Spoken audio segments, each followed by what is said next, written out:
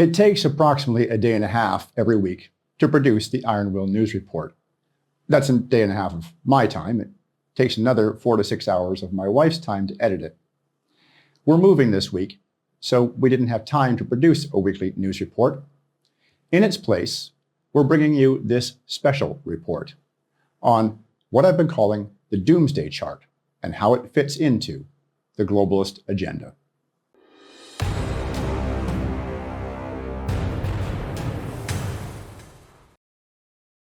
The introduction you just saw was recorded before we moved.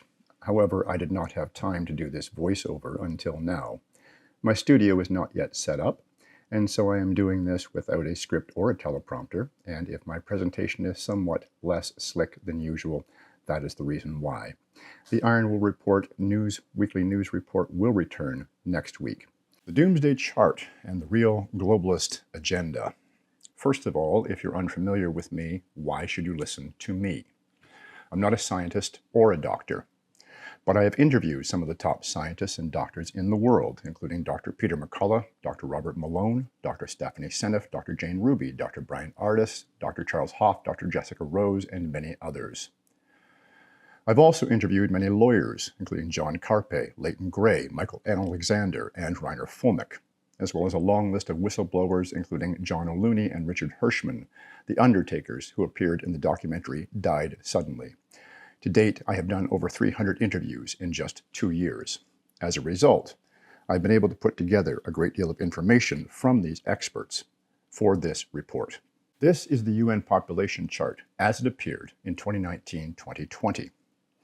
The UN and the WHO projected peak population of 11 billion by the end of the century, after which it will begin to decline.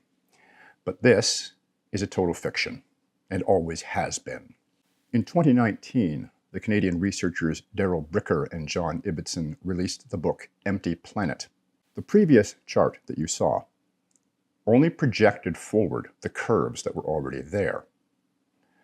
What these researchers did is they looked at the actual birth rates around the world. We require a birth rate of 2.1 children per woman simply to maintain the population. 0.1 because some people don't reproduce, either because they die young or they choose not to have children. When Ibbotson and Bricker looked at birth rates around the world, they found that they were dropping dramatically and that there were very few places in the world that still had a birth rate higher than 2.1. For example, in the US, it's 1.6. In Canada, it's 1.3.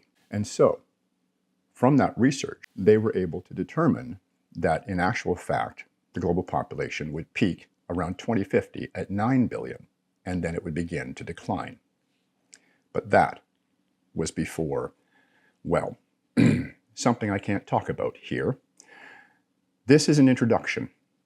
For this full report, which you can view absolutely free, you'll have to go to strongandfreecanada.org.